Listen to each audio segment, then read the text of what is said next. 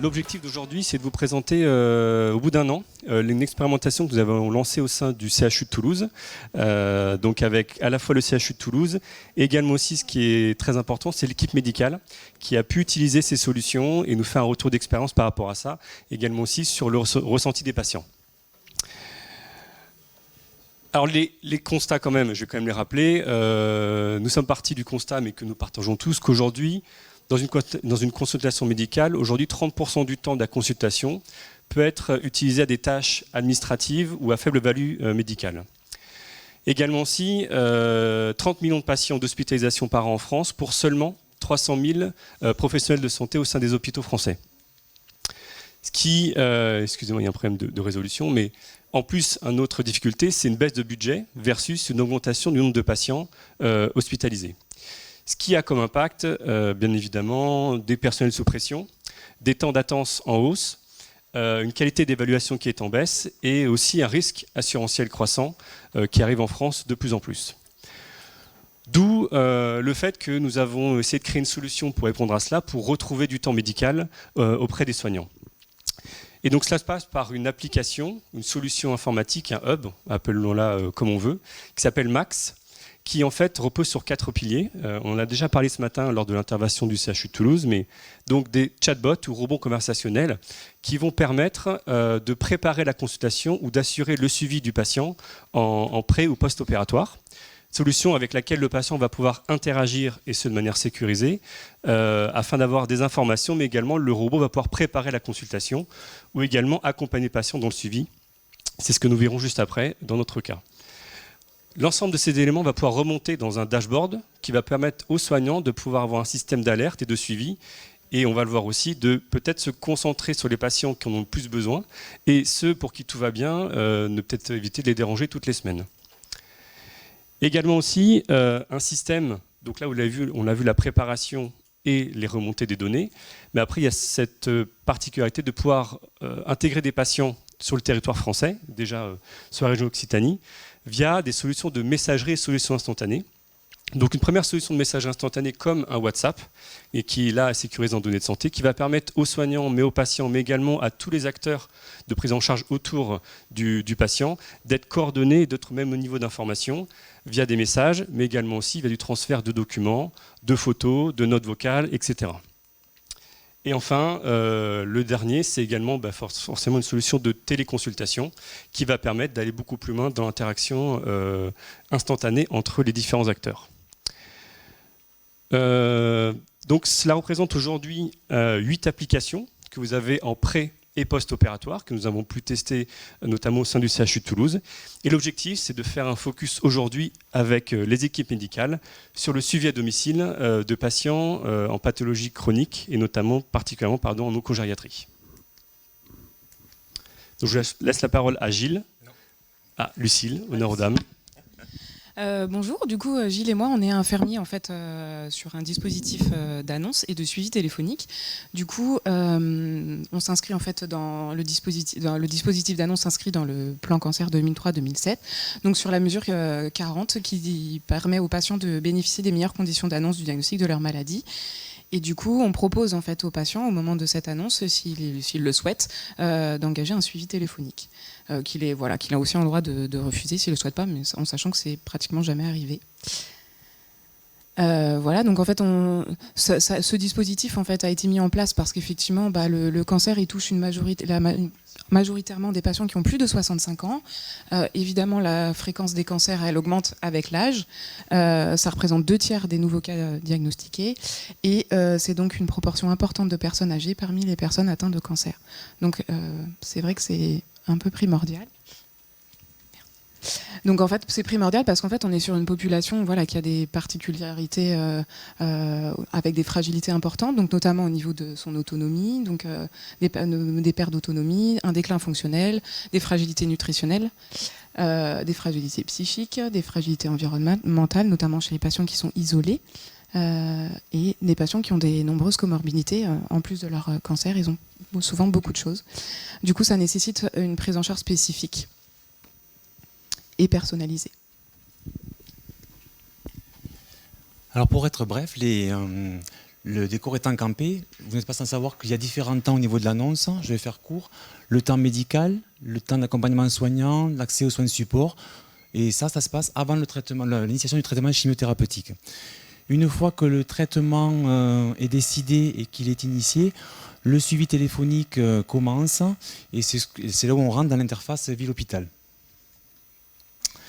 Les objectifs de ce suivi, qui à la base est téléphonique, c'est d'identifier les difficultés que le patient peut rencontrer au domicile, comment il vit, ses fragilités, tout ça, parce qu'avec ce suivi hebdomadaire, on peut anticiper, voir si ça dérape un peu à la maison et ce qu'on peut faire avant que ce soit trop avancé pour éviter qu'il soit réhospitalisé.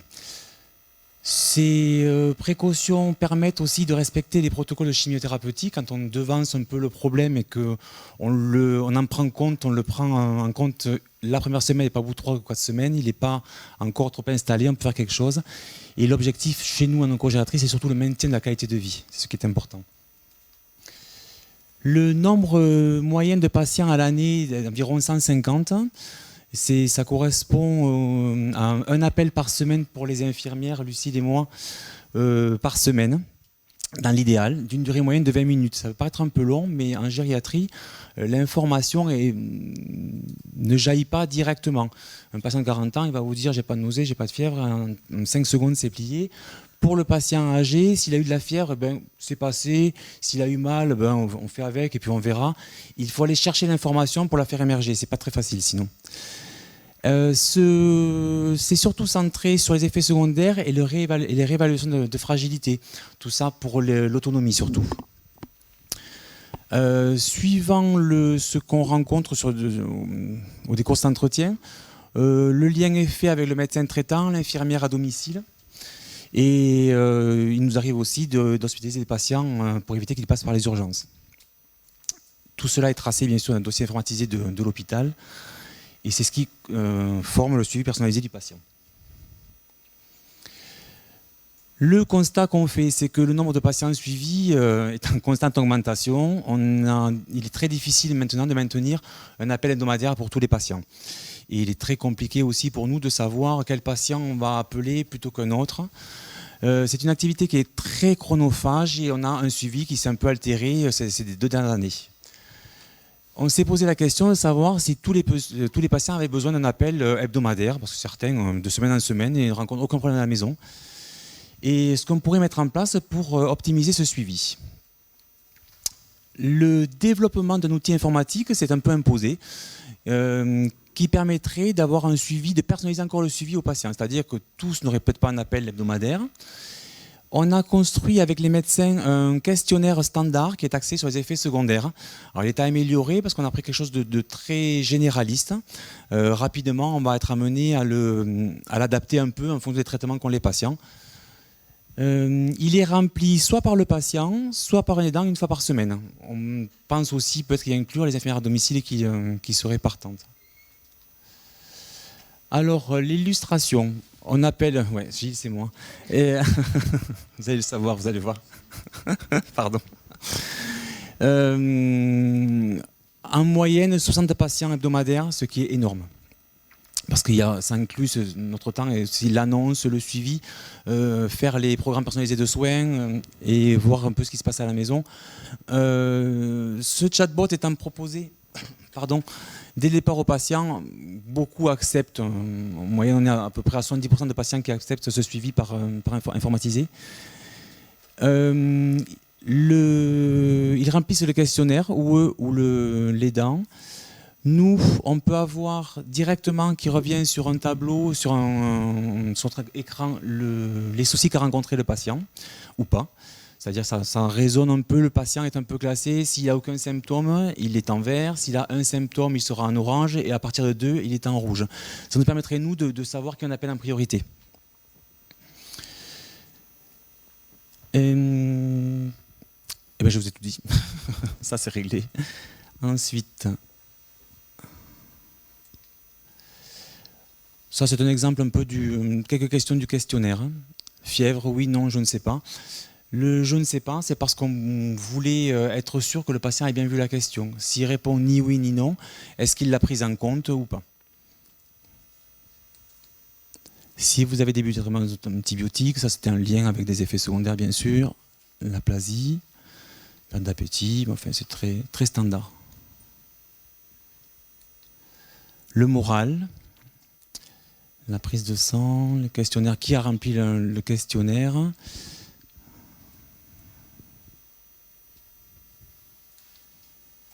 Laisse-toi en parler.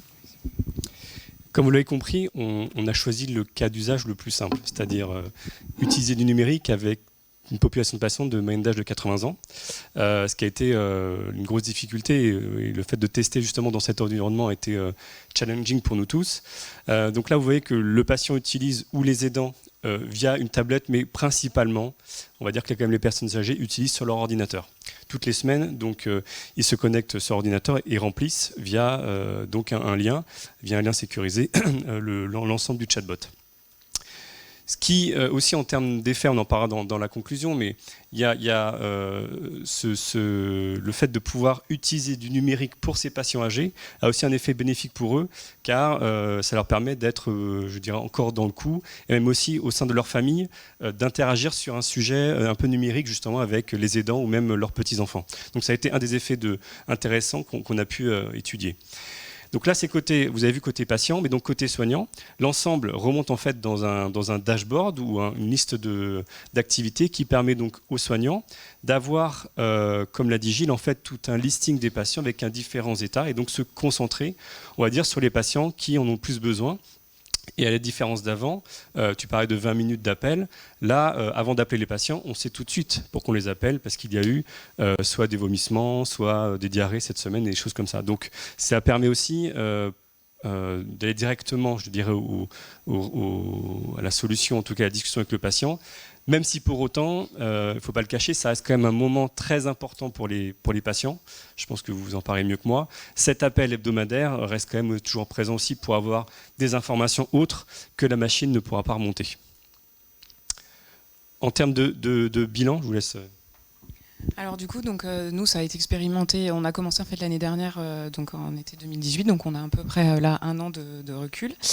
Donc on a inclus environ 35 patients, avec des retours plutôt positifs, parce que voilà, il y a des patients qui se sentent un peu plus autonomes, en fait, plus libres, ils peuvent répondre quand ils veulent. C'est vrai qu'en regardant les dates où ils ont rempli les questionnaires, parfois ça arrive que ce soit le dimanche, et c'est vrai que nous on ne travaille pas le dimanche, donc c'est bien pour eux.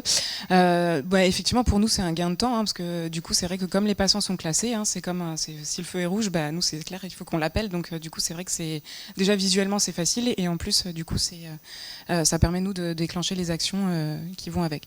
Donc voilà, bon, il y a essentiellement, on voit en fait des actions rouges et oranges.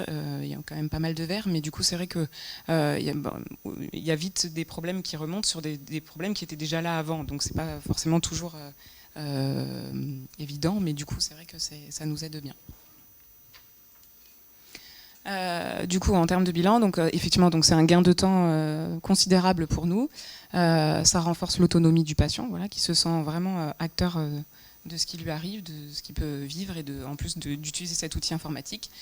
Par contre, le patient, oui, a un véritable besoin de retour, c'est-à-dire que lui, quand il finit de remplir le questionnaire, il valide le questionnaire, mais ce qui nous a été remonté, c'est qu'effectivement, lui, il veut être sûr que nous, on ait bien reçu l'information. Donc c'est vrai que nous, c'est vrai qu'on aime bien les appeler après. Bon, après, c'est vrai qu'effectivement, quand ils sont verts, on les appelle un peu moins, du coup. Et ça permet effectivement d'adapter le degré de proximité nécessaire à chaque patient. Il est vrai qu'il y a des patients, ils n'ont peut-être pas envie qu'on les appelle toutes les semaines pour leur rappeler leur maladie, leur chimio, etc. Et du coup, sur les choses qu'on envisage, sur les prochaines étapes, donc là, effectivement, c'est d'augmenter la file active parce que on est quand même sur une population qui est âgée, donc on a effectivement réussi à entrer beaucoup de patients, mais il faut savoir qu'en fait, c'est essentiellement des aidants. Donc c'est vrai qu'ils ne maîtrisent pas tous encore les outils informatiques et modernes, donc c'est pas toujours évident. Et se développer du coup sur d'autres centres ailleurs, donc l'Oncopole notamment et les cliniques environnantes. Et donc le dernier usage a été fait donc, par l'équipe sur la partie messagerie instantanée. Donc... Je ne pensais pas. Alors, au départ, on appelait les patients, et puis un peu les familles, et puis au fil des mois, ce sont les intervenants domiciles dont sont demandées les demandes. Ils nous appellent eux plutôt que le patient, parce qu'ils ont un problème à résoudre, parce qu'ils ont une demande qui n'est pas très claire, parce qu'il a la conduite à tenir, est-ce que le symptôme appartient ou pas à la chimio qu'ils ont eu, enfin des choses comme ça. Et cette demande était croissante. Donc on s'est posé la question de savoir comment on pouvait les renseigner, sachant qu'avec par exemple une infirmière libérale, on n'a pas du tout les mêmes créneaux horaires. Il est très difficile de se synchroniser. Et on n'avait pas d'absence, du coup un espace commun pour échanger. Elles sont souvent, c'est tard le soir qu'elles ont leurs questions, ou tôt le matin. Et avec cette messagerie instantanée qui a été éprouvée récemment, elles peuvent poser leurs questions directement. Soit on convient d'un moment entre midi et deux où on est plus présent sur la messagerie instantanée, soit elles posent leurs questions le soir et nous on répondra le lendemain ou dans la journée si nécessaire. Ce partage d'informations va encore développer ce lien ville-hôpital, surtout au niveau paramédical qui nous faisait défaut. Parce que sur le CHU ou en clinique, on a toujours un médecin à qui on peut faire appel. C'est plus compliqué à la maison. Et ça crée beaucoup d'anxiété chez le patient qui se réfère toujours à l'hôpital et pas à son médecin traitant et l'infirmière qui le suit. C'est dommage. Et de nous renvoyer aussi des informations que le patient ne nous révèle pas sur le domicile, de comment ça se passe, des difficultés qu'il rencontre. Si c'est plus compliqué pour lui, si l'autonomie est en baisse, elle est plus à même de nous donner des informations là-dessus. Ça permet aussi, cette messagerie, d'adapter l'information en fonction de l'interlocuteur. On forme des équipes, soit le CHU, l'infirmière de suivi avec l'infirmière du domicile, soit avec un aidant, soit avec l'infirmière libérale, soit on pourrait faire aussi avec un médecin traitant. Ça veut dire que l'information, que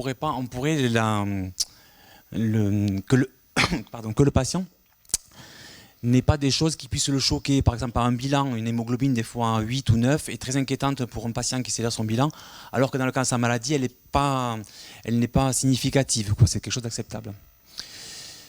Voilà, et c'est tout. Donc, on se dirige maintenant vers la visio, c'est-à-dire après la messagerie, on pourra avoir un lien direct avec le patient. Ils en sont demandeurs de manière surprenante. C'est un peu anonyme pour la messagerie, donc je pense que la visio va être testée, ça fonctionne, mais il va falloir qu'on la développe maintenant avec les patients. Mais il faut qu'ils soient encore équipés à la maison, c'est encore autre chose. Mais ça va très vite. Pour juste une aparté, en 2000, si on douchait un patient à l'hôpital et il s'enrhumait, il ne fallait surtout pas le laver. En 2010, s'il n'a pas eu sa douche, c'est un problème et il fait des remarques. Et aujourd'hui, en 2018-2019, il demande de la Wi-Fi dès qu'ils arrivent à l'hôpital. Donc ça va très très très très vite. Nous sommes les patients âgés de demain. Donc il faut vraiment qu'on soit acteur un peu de tout ce qui se passe. Voilà. Merci Gilles. Également d'autres cas d'usage aussi de nos solutions. Je vous ai parlé aussi du cas du préopératoire. Donc on utilise aussi nos solutions pour préparer tout ce qui est la consultation pré-anesthésie obstétrique notamment. L'idée c'est que la patiente avant la consultation va pouvoir poser des questions au robot conversationnel sur comment va se passer l'accouchement ou des choses comme ça. Donc toutes les questions en fait qu'on a pu recenser avec l'équipe médicale. Également aussi des informations cliniques vont pouvoir être remontées via ces solutions-là afin de préparer la consultation pour savoir le poids donc en début et en fin de grossesse, les différentes allergies par exemple de la patiente, etc. Ce qui vont permettre d'optimiser le temps lors de la consultation. Comme ça, tout de suite, le médecin sait, lorsque la patiente entre en consultation, comment s'est passée la grossesse. Il ne passe pas, comme je disais, à peu près 30% du temps à reposer ces questions en entrée de consultation. Et comme on disait ce matin, à passer du temps à saisir son ordinateur plutôt que discuter avec les patients. Un autre cas d'usage, alors là, beaucoup plus tôt dans l'échelle de la vie, on a vu l'oncogériatrie. Là, c'est dans le cadre avec la Croix-Rouge française. On travaille au sein de leur crèche. L'idée, c'est de les aider à détecter au plus tôt l'autisme auprès des enfants. Les puéricultrices en fait étaient face à des situations de suspicion d'autisme, mais n'étaient pas armées justement pour objectiver cela. Et le robot conversationnel vient là en complément pour pouvoir aider, en tout cas objectiver des situations à différentes tranches d'âge. Et s'il y a suspicion, ça envoie les éléments donc in situ du comportement de l'enfant directement au pédiatre ou médecin généraliste. Un autre cas d'usage qu'on a évoqué ce matin, c'est dans le cas du suivi de patients donc après accident coronarien. Donc là, l'objectif de ce projet, c'est aujourd'hui, donc les patients vont en centre SSR pour faire l'activité physique, etc. Et via ces solutions-là, donc à laquelle on a connecté un objet connecté, donc une ceinture Polar, on va pouvoir remonter en temps réel la fréquence cardiaque, c'est-à-dire que le patient va pouvoir faire son vélo à domicile.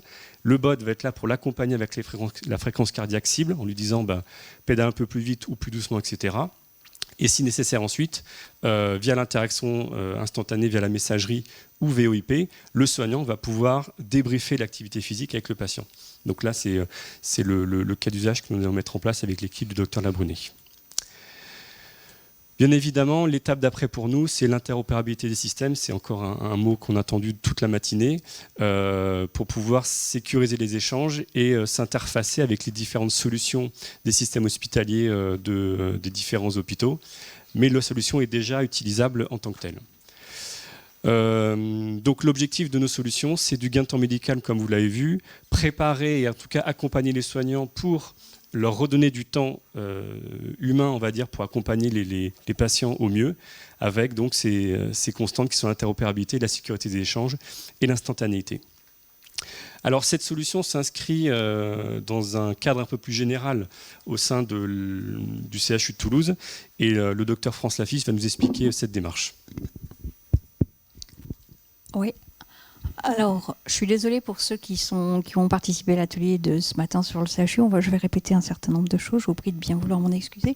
Alors, quand on interroge les différents pôles, on se rend compte qu'il y a plus de 60 demandes de projets de télésanté au sens large. Télésanté au sens télémédecine, télémédecine étendue aux télésoins, mais aussi de l'auto-coaching, de l'information et du tri. Le tri, c'est avant qu'un patient vienne en consultation à l'hôpital, les consultations étant sursaturées, pouvoir questionner le patient pour voir si c'est le bon moment pour qu'il vienne à l'hôpital. Donc, toutes ces demandes sont plus ou moins avancées. Il y a 2 projets qui sont terminés, 11 qui sont lancés, dont une partie sur la plateforme Bot Design. Et il y a des projets qui sont encore en attente d'être choisis, parce qu'en fait, on a tellement de projets qu'il faut vraiment se poser la question de comment on les choisit. Ça, c'est toute la logique de qualification qu'on a mis derrière. Et je voudrais signaler qu'on a de plus en plus de questions éthiques et de questions éthiques importantes du genre, est-ce qu'on a le droit de lancer une télésurveillance qui marche bien, mais qu'on n'offre pas à tous les patients, parce que le modèle économique, c'est de les faire payer aux patients qui peuvent le faire. Donc en fait, on est dans des cas où on doit prendre des décisions qui dépassent la simple faisabilité technique. OK. Donc, ce projet-là, Oncogériatrie, faisait partie de 3 POC, Proof of Concept, qu'on a lancé en 2007. On est allé soumettre à l'ARS ce qu'on a appelé le projet Hôpital hors des murs, donc qui était de développer la télémédecine traditionnelle, téléexpertise, téléconsultation, et d'apprendre ce qu'il fallait apprendre, et en particulier à facturer.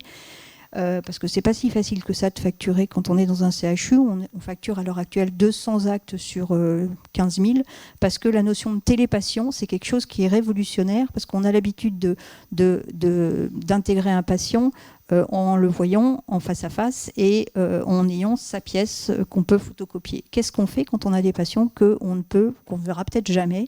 Et ça, pour le rentrer dans le système d'information administratif et médical, c'est très compliqué. Alors, on est allé leur proposer donc ces trois POC. Donc, le premier étant l'oncogériatrie, la deuxième étant l'attente de la relève territoriale en psychiatrie, et le troisième étant la conciliation médicamenteuse. Ça, c'est aussi important parce que ça veut dire qu'on voit arriver des projets qui sont plus seulement menés par des médecins, mais qui sont menés par d'autres professionnels de santé, en particulier les pharmaciens. L'idée, c'était de dire qu'on allait travailler sur de nouvelles organisations, et les nouvelles organisations, ça peut être à l'intérieur des services, on en a entendu parler à l'instant, ou ça peut être en trans-service, si je parle juste de l'hôpital, c'est-à-dire qu'est-ce qu'on peut mutualiser. Les infirmières, par exemple, qui vont recueillir 80% des alertes qui sont des alertes sur ça marche pas bien, etc. Peut-être qu'il ne faut pas les faire arriver aux infirmières de spécialité, parce que ça va les engorger quand il y aura trop de monde, et peut-être qu'il faut les mutualiser. Après, il y a aussi plein de choses à organiser en termes d'organisation, de rendez-vous et de traçabilité dans le SI. Peut-être que ça aussi, il faut le mutualiser au niveau transverse pour que ça soit rentable et pour trouver le modèle économique qui va bien. Et puis la dernière chose, on en a parlé, c'est intégrer le patient et ce qu'on va faire au patient dans le système d'information. Parce que tous les systèmes de télésuivi ou de télémédecine, ils sont à côté du système d'information du CHU en particulier. Et on ne peut pas continuer comme ça. On ne peut pas considérer que le système de télésuivi oncogériatrie, c'est le dossier oncogériatrique du patient. Donc il faut bien que ça revienne. Et pour l'instant, ça revient avec des PDF, il faut quand même être clair. Et on attend vraiment en termes d'interopérabilité, c'est vraiment indispensable. Voilà. Du coup, ce qu'on a fait, c'est que l'idée de base, c'était de dire on doit changer la relation qu'on a avec le patient, parce que pour l'instant, on a des relations qui sont soit par téléphone, soit éventuellement par système de télésurveillance pure, mais c'est pas suffisant. On ne peut pas communiquer avec le patient juste avec un système de télésurveillance. Il faut qu'on ait une interaction avec le patient. C'est vraiment le concept de messagerie instantanée qu'on a voulu développer en utilisant aussi des nouvelles, c'est ce qu'on a appelé la bulle collaborative. Donc les bulles collaboratives, on en avait entendu parler dans les TSN, en particulier à Aquitaine, avec la bulle globule, mais qui était uniquement professionnelle de santé. Là, on s'est dit, il faut aller jusque chez le patient. Il faut pouvoir communiquer simplement avec le patient, simplement et de façon sécurisée avec le patient. On a travaillé aussi sur des robots conversationnels pour avoir des interactions différentes, et l'étape d'après, c'est de passer aux robots intelligents. Et puis, vraiment, ce qui s'impose, c'est de pouvoir faire la téléconsultation à domicile. Et la dernière chose qui apparaît, c'est tout ce qui est le coaching, l'auto-coaching du patient. C'est-à-dire qu'il ne faut pas forcément vouloir que le médecin interagisse en permanence avec le patient, mais par contre, il faut peut-être arriver à faire une interaction, à proposer au patient des outils d'auto-coaching, mais qui soient labellisés par des professionnels de santé. Et de ne pas laisser cet auto-coaching au wellness, au bien-être et aux grands opérateurs privés. On a travaillé avec Réseau Occitanie, parce que vraiment on se disait que ce qu'on était en train de faire et de tester, il fallait que ça soit en lien avec le plan personnalisé de santé, et donc avec WebPPS. Et puis on a travaillé avec le GIP, parce que la démarche était vraiment de dire il n'est pas question qu'on fasse un outil tout seul dans notre coin, ça n'a aucun intérêt. Soit la région a les outils, soit on les travaille, et on les travaille dans une logique de dire soit vous le reprenez cet outil, soit vous le labellisez, soit on prendra celui que vous aurez sur votre plateforme, en particulier en tant qu'instant messaging. Voilà. Et du coup, on a travaillé vraiment aussi. Ce qu'on voulait, c'était, on a trop d'applications en mode SaaS, de télésuivi, de télémédecine, etc. On ne peut pas continuer à laisser augmenter le nombre de façon exponentielle de toutes ces applications. Bon, on en a qui sont imposées parce que étapes, etc. Mais en tout cas, l'idée, c'était de dire, faisons un outil qui s'adapte à un maximum d'usages pour qu'on ait 80% des demandes, on n'ait pas besoin d'aller chercher d'autres outils. Parfois, on va aller les chercher parce qu'il y a besoin de choses hyper spécialisées. Mais bon, essayons d'avoir des outils réutilisables. Et chaque fois qu'on va développer une fonctionnalité pour un POC, essayons de faire en sorte de l'envisager d'emblée génériquement pour que ça puisse, on puisse en faire profiter tous les autres POC qui sont déjà engagés ou qui vont suivre. Donc, on a fait les 3 premiers POC dont on a parlé avec la bulle, les bots, une gestion de programme à domicile. Et puis, on a continué. C'est l'étape d'après. Et l'étape d'après, c'est on a rajouté un POC qui était un POC de recherche pour l'OMS, de dépistage de la fragilité. Et puis là, on est en train d'en rajouter 2 autres sur la téléréadaptation cardio, dont Olivier vous a parlé, sur les téléconsultations à domicile avec des questionnaires préalables pour qualifier, pour que les consultations aillent vite. Ce que nous disait le professeur, ça c'est dans la même logique de gain de temps, c'est sur une consultation d'une demi-heure, j'ai 20 minutes de questionnement. C'est vrai que si les questions elles sont faites numériquement avant, que ce soit pour une consultation en présentiel ou que ce soit pour une consultation en téléconsultation, ça me fait gagner 20 minutes. Donc c'est du temps qu'il peut utiliser à autre chose que simplement de checker des résultats. Et puis là, on est en train d'y mettre trois autres produits qui sont des produits d'auto-coaching en addictologie, sur le suivi du règle des ados et puis sur les pathologies autour du calcium de pédiatrique. Et donc l'idée, c'est vraiment de dire chaque fois qu'on peut, enfin d'ailleurs c'est toujours, c'est enrichissons globalement la plateforme pour que on soit dans des logiques de réutilisabilité.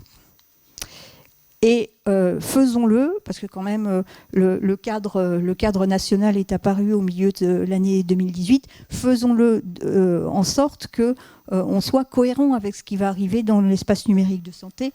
Et c'est quand même rassurant, c'est que globalement, on y retrouve tout ce qui est la récolte des constantes, la messagerie instantanée, la webconférence, la capture de photos et de choses comme ça, et puis la possibilité de mettre ça dans un store. Et donc on se met vraiment dans cette logique-là avec l'espoir qu'on fasse labelliser cette solution par le GIP prochainement. Et là, c'est bon. Donc, en conclusion, vous avez un exemple d'un projet, d'une expérimentation entre une start-up et je voulais m'associer en tout cas avec les personnes qui sont présentes au sein de BotDesign qui ont travaillé sur cette solution. Un service qui avait un besoin et nous, il a fallu qu'on teste nos solutions. Donc, vous voyez ici l'intérêt de travailler ensemble. Et donc, un hôpital aussi qui nous a aidé vraiment à travailler un modèle économique pour la suite et pouvoir pérenniser ces solutions et que ça ne reste pas simplement un POC parmi tant d'autres. Voilà, merci à vous et si vous avez des questions, nous sommes disponibles.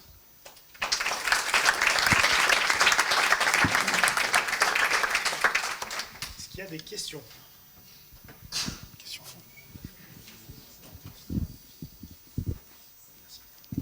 Bonjour, merci pour la présentation.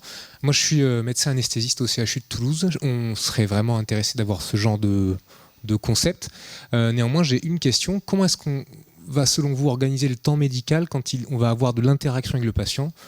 Genre, j'ai été voir mon cardiologue, il y a un problème ou j'ai besoin de vous transférer tel document. Comment est-ce qu'on va organiser le temps médical pour avoir quelqu'un de disponible qui puisse répondre à ça et ne pas le faire en plus de ses activités habituelles ? C'est-à-dire que je ne me retrouve pas à devoir prendre des décisions pour un patient en téléconsultation alors que je suis déjà au bloc opératoire toute la journée, par exemple. Là, vous touchez une question qui est fondamentale, hein, c'est que c'est pas un projet technique ce dont on parle, c'est un projet d'organisation de soins. Et donc, comme ça s'est passé en oncogériatrie, je veux dire, c'est une vraie réflexion de comment je prends en charge différemment le patient et ça me demande de libérer du temps parce que pour l'instant, c'est ça que ça nous demande. L'objectif après, c'est de montrer que c'est rentable et que du coup ça vaut le coup de dégager des entre guillemets vacations qui ne sont pas forcément médicales mais qui peuvent être infirmiers. Ouais, désolé, Alors du coup, nous, en fait, on est infirmiers, on est détachés, enfin, on ne travaille pas dans un service. Enfin, voilà, on est infirmiers sur le dispositif d'annonce et de suivi téléphonique. On ne fait que ça. Enfin, tous les deux, en fait, on est à 100%, on a une autre activité à 50%. Enfin, on est un temps plein, en fait, mais sur 2 personnes. Mais du coup, c'est pour que quand un soit en vacances, l'autre puisse suppléer. Après, pour compléter, le plus compliqué, c'est de monter tout ça. Et nous, le challenge nous a plu, on a accepté aussi de travailler un peu plus. Mais parce que ça a un intérêt et qu'on ne peut pas toujours attendre de tout le monde qu'on vous donne du temps, qu'on vous donne de l'argent. Et nous, on reste un peu le soir après le boulot, on vient plutôt le matin. Mais parce qu'on trouve ça intéressant et qu'on a un intérêt au travail, alors, il faut garder bien sûr des proportions. Hein, je ne dis pas qu'il faut faire, mais je crois qu'il faut d'abord prouver les choses. On ne va pas nous donner des moyens, même nous, c'est ce qu'on a pensé, avant de faire. Il faut qu'on prouve qu'il y avait un intérêt et que ça pouvait marcher. C'est pour ça que... Mais bon, après, c'est une équipe, c'est des médecins qui nous suivent, c'est des cadres qui nous suivent, c'est des collègues qui nous suivent, on n'est pas seul. Hein, on représente un peu tout le monde. Et pour conclure, la technique n'est que la technique, elle n'apporte pas de solution. Donc c'est pour ça qu'on doit travailler tous ensemble pour améliorer et trouver... voilà, nous, on propose des solutions, mais l'organisation est encore plus fondamentale. Il y a encore une question. Moi, je pose une question aux médecins.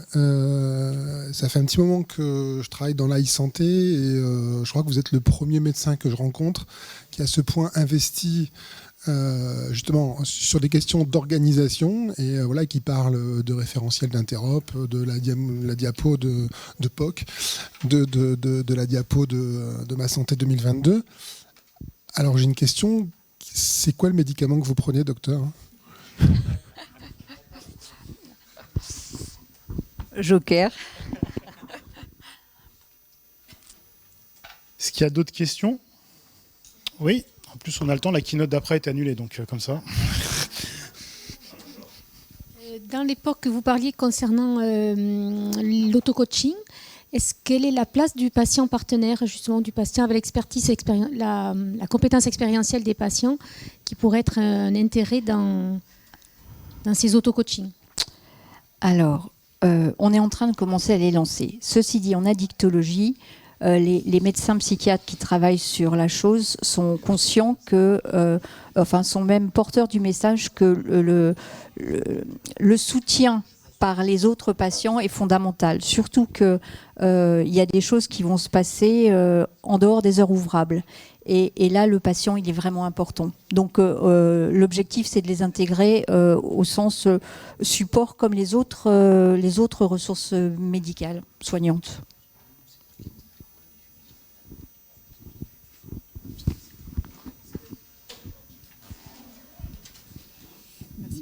Est-ce que vous anticipez un outil pour que finalement les équipes soignantes puissent faire leurs propres chatbots, ou est-ce que c'est quelque chose qui est à la main des développeurs ? Super question. Alors là, ça fait partie complètement du cahier des charges qu'on a. C'est que 62 expérimentations et il y en a encore qui apparaissent. On en a 3 de plus toutes les semaines. C'est indispensable d'avoir des outils qui soient suffisamment souples pour qu'ils puissent être paramétrés, en tout cas sur les parties simples et les protocoles simples, par les professionnels de santé ou par une personne à l'intérieur du CHU qui soit capable de paramétrer les choses simples. Parce qu'on ne s'en sortira pas si on doit tout le temps passer par les éditeurs.